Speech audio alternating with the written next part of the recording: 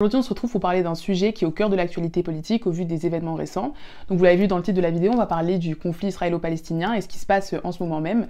Mais la raison pour laquelle j'ai eu envie de faire cette vidéo, c'est pas tant pour vous décrypter l'actualité, vous apporter des informations en temps réel sur ce qui se passe, déjà parce que j'ai pas la prétention à avoir cette compétence journalistique, mais aussi parce qu'il y a énormément de médias et de ressources qui vous apporteront ça bien mieux que je ne pourrais tenter de le faire. Donc non, la raison pour laquelle j'ai envie de faire cette vidéo, c'est plutôt parce que j'ai l'impression que la manière dont le sujet est traité dans les médias traditionnels et en tout cas les plus populaires, elle n'est pas sans manifester une certaine binarité et un manque de nuances. Et je sais que quand on parle de sujets aussi graves que la guerre, le terrorisme, l'islamisme, la mort de civils, on rechigne en fait à essayer de prendre en compte une image plus globale parce qu'on a peur de justifier des actes violents, des actes cruels. Et je le comprends tout à fait. En revanche, si l'objectif c'est d'avoir une compréhension dans toute sa nuance et toute sa complexité d'une situation, une situation qui par ailleurs dure depuis plus d'un siècle et qui n'est pas du tout toute récente, si l'objectif est celui-là et si en plus on essaie d'envisager des solutions qui pourraient amener un apaisement, eh bien alors il faut absolument comprendre la situation dans sa globalité. Typiquement, je pense qu'il y a une nécessité absolue à contextualiser historiquement ce qui se passe présentement en Palestine et en Israël, parce que sans compréhension de toutes les années, les décennies, le siècle de conflits qui précèdent les récents développements, eh bien on ne peut pas vraiment comprendre ce qui se passe. Donc comme je disais, c'est un conflit qui ne date pas d'hier. À la fin du 19e siècle, ce qu'on appelle désormais Israël n'existait pas et la Palestine faisait partie de l'Empire ottoman, qui s'est vu vaincu pendant la Première Guerre mondiale, ce qui a conduit l'Empire britannique notamment à contrôler en fait toute cette région du Proche et du Moyen-Orient. En parallèle de ça, il faut prendre en compte l'antisémitisme grandissant qu'il y avait en Europe. Donc la question se posait de plus en plus d'un foyer national juif, où les juifs pourraient résider sans craindre toutes les violences et les discriminations qu'ils subissaient dans tous les pays d'Europe. Bon, je veux pas que ça devienne un cours d'histoire cette vidéo, mais quand même.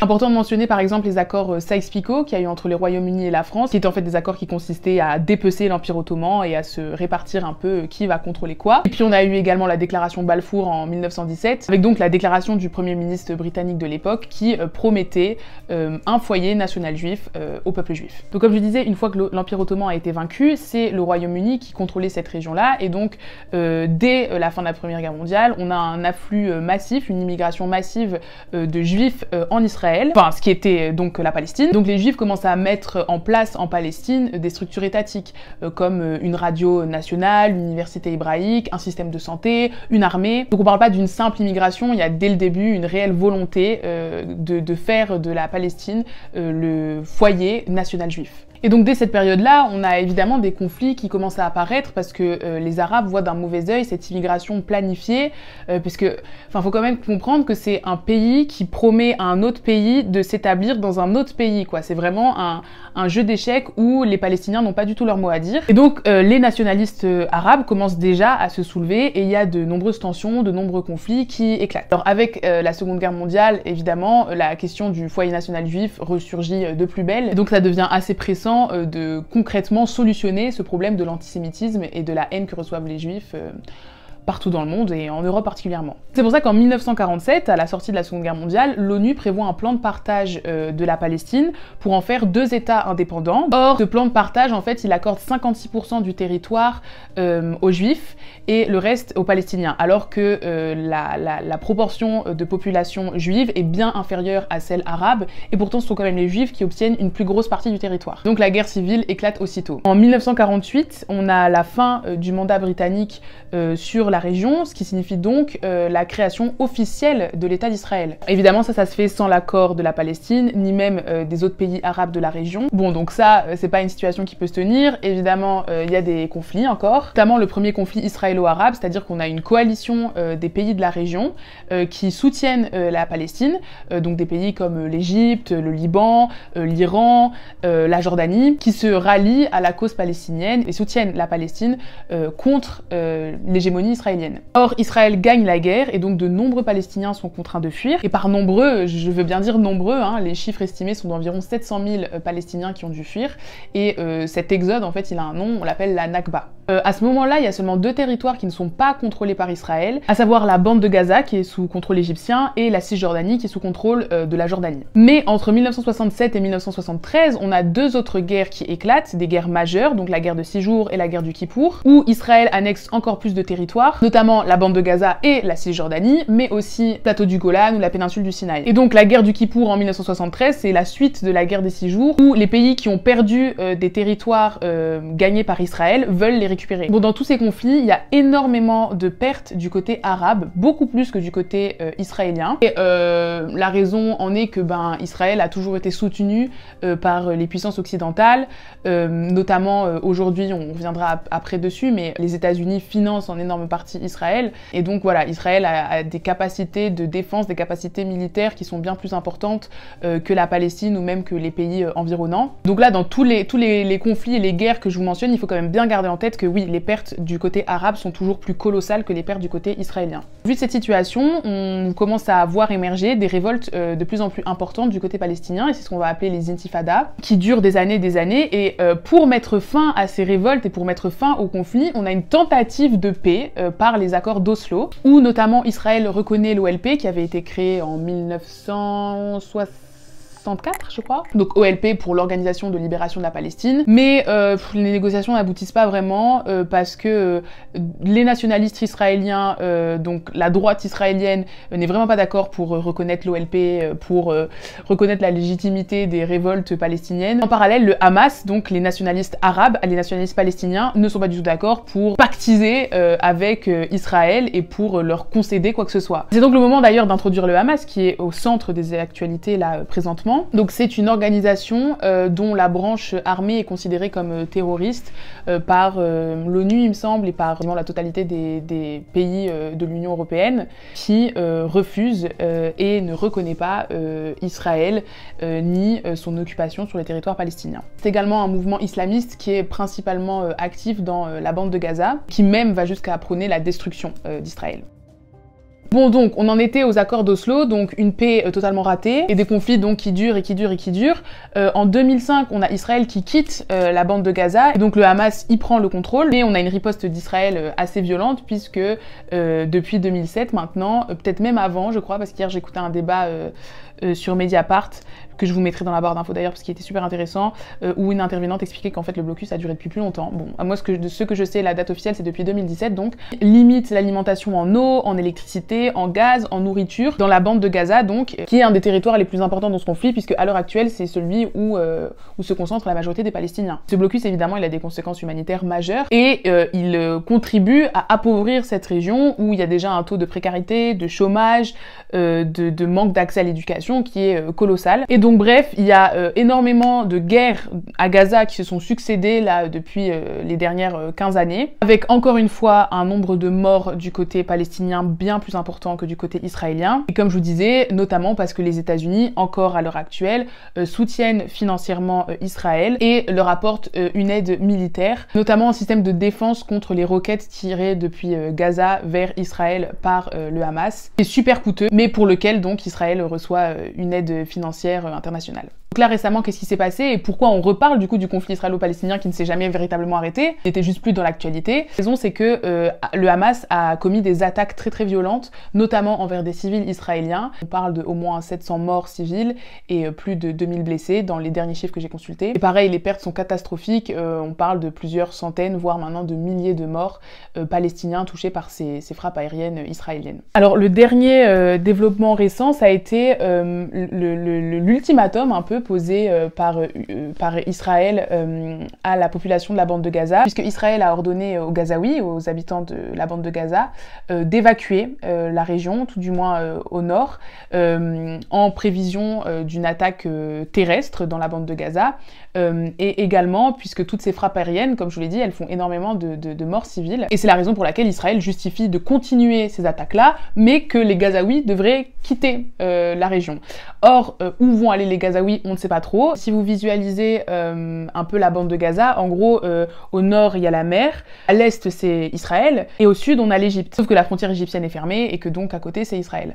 Donc, les Gazaouis ne peuvent pas vraiment aller où que ce soit, si ce n'est tous se concentrer vers le sud, mais bon, il y a énormément de gens déjà qui peuvent pas faire ça, notamment les personnes qui sont dans les hôpitaux. Bon, à ce propos, entre le moment où j'ai tourné la vidéo et le moment où je la monte et où je vais la poster, malheureusement il s'est passé pas mal de choses, et notamment Israël a bombardé cette nuit un hôpital qui se trouvait dans la bande de Gaza, faisant au moins 500 morts, et 500 c'est le chiffre le plus bas, il y a des chiffres qui sont à plus de 1000. Donc voilà, je suis assez choquée, et je pense que le déroulement des événements ne laisse plus de place au doute. On peut plus maintenir la rhétorique des méchants terroristes contre les gentils démocrates israéliens. Pour moi, cibler un hôpital intentionnellement, c'est dire haut et fort que notre but, c'est d'éradiquer un peuple. Parce que il n'y a aucune justification militaire à cibler des personnes vulnérables, des personnes malades, des enfants, des femmes enceintes, enfin, c'est d'une atrocité sans nom en fait. Donc ouais, ça me semblait essentiel de le préciser ici, et je ferai peut-être une autre vidéo encore pour détailler spécifiquement la guerre que mène Israël à la Palestine, parce que j'ai pas été dans les détails dans cette vidéo, parce que mon but c'était plutôt de rappeler le contexte historique, qui est un contexte de colonisation. Voilà. Donc je vous laisse avec le reste de la vidéo, et bon courage pour supporter toutes ces actualités. Et puis on parle quand même de plus d'1 million de personnes qui devraient se déplacer. Or l'ONU elle-même a déclaré que ça ne pouvait pas se faire sans des conséquences humanitaires dévastatrices, et que donc Israël ne pouvait pas exiger un tel déplacement de population aux Gazaouis. Bon, alors je sais que tout ça c'était très long, mais je pense que toutes ces informations elles sont nécessaires du coup pour comprendre pourquoi on ne peut pas se contenter de réduire cette actualité à des méchants terroristes islamistes contre la gentille démocratie israélienne. En réalité, je pense qu'il faut oser dire les termes. Israël est une puissance occupante. Israël occupe un territoire. Israël a colonisé la Palestine, avec certes le soutien des puissances occidentales. Ça ne justifie rien. La situation dure depuis des décennies et des décennies maintenant. Aucune solution n'est apportée pour les Palestiniens qui subissent des violences, des frappes aériennes, comme je disais, qui voient leur territoire s'amenuire de décennie en décennie. Et donc, bien que le Hamas ait commis des actes atroces qui sont qualifiables, à mon avis, de crimes de guerre, Israël également est coupable de crimes de guerre. Et c'est pour ça que c'est vraiment stratégiquement, je pense que le Hamas a commis une grave erreur. Parce que, outre évidemment la condamnation morale, avoir un tel recours à la violence décrédibilise quand même leur volonté de faire reconnaître les crimes de guerre commis par Israël. Vous voyez ce que je veux dire? En fait, les deux commettent des crimes de guerre finalement. Après, et c'est là que c'est un peu difficile de le dire sans se faire taxer d'islamo-gauchiste qui défend le terrorisme et justifie les pires atrocités. Mais il faut quand même comprendre que Israël n'a pas pris pour interlocuteur légitime la Palestine. Israël décide consciemment, et je pense que ça fait également partie de leur stratégie politique, de ne considérer que le Hamas comme interlocuteur. Encore par interlocuteur, je veux dire que de réduire en fait les revendications palestiniennes à celles du Hamas. Alors que le Hamas occupe la bande de Gaza de manière autoritaire, et énormément de Palestiniens ne soutiennent pas le Hamas. Et en fait, considérer que les révoltes palestiniennes, c'est le Hamas, c'est tellement pas représentatif de la situation réelle en fait. Le Hamas, c'est la branche la plus violente et la plus extrême dans sa manière de contester la domination israélienne, mais ce n'est pas la Palestine. C'est vrai que quand toutes les revendications des Palestiniens, même les plus pacifistes, se sont vues violemment réprimées, n'ont pas été écoutées, n'ont pas été entendues, le recours à la violence, en fait, c'est un peu la continuité logique d'un conflit qui dure et qui dure et qui dure et qui n'est pas résolu, en fait. Tant que les revendications de la Palestine ne seront pas considérées comme légitimes, tant qu'on leur accordera pas un minimum de crédit, et tant qu'on continuera à être dans une vision binaire de un pays arabe islamiste contre une gentille démocratie qui n'a rien à se reprocher, oui, il y aura une escalade de la violence. Malheureusement, peut-être que de plus en plus de Palestiniens auront l'impression que c'est le seul recours et que c'est la seule manière pour se faire entendre. Et encore une fois, évidemment, je veux dire avec fermeté que loin de moi la volonté de cautionner de tels actes, mais encore une fois, il faut savoir prendre la perspective quand on traite de sujets aussi complexes, et il faut savoir un peu comprendre pourquoi de tels problèmes et de tels actes ont lieu, de sorte à pouvoir les adresser et les solutionner. Si on ferme les yeux sur ces causes-là, on peut pas aller très loin. En l'occurrence, la domination israélienne doit être nommée comme telle. Donc voilà, j'espère que cette vidéo elle a été utile, au moins pour apporter une forme de contextualisation historique, et également pour un peu comprendre pourquoi c'est bien de prendre avec des pincettes tout ce qui se dit dans les médias et de s'informer ailleurs que dans les médias traditionnels et les médias les plus populaires. Donc comme je vous disais, Mediapart a fait un super débat sur le sujet il y a quelques jours. Voilà, n'hésitez pas à aller le consulter, comprendre pourquoi il y a des manifestations en faveur de la Palestine qui ont lieu en ce moment, des manifestations qui par ailleurs sont réprimandées, sont interdites, en France. Bon. Donc vous voyez à quel point on a un manque de partialité criant. Mais donc oui, c'est assez utile d'aller se renseigner sur tout ça pour comprendre pourquoi certains et certaines refusent de simplement écrire un hashtag Pray for Israel, comme s'il fallait pas pray pour la Palestine qui souffre depuis des décennies également. Merci d'avoir regardé cette vidéo, je vous dis à très bientôt pour une prochaine. D'ici là, portez-vous bien et je vous fais des gros bisous.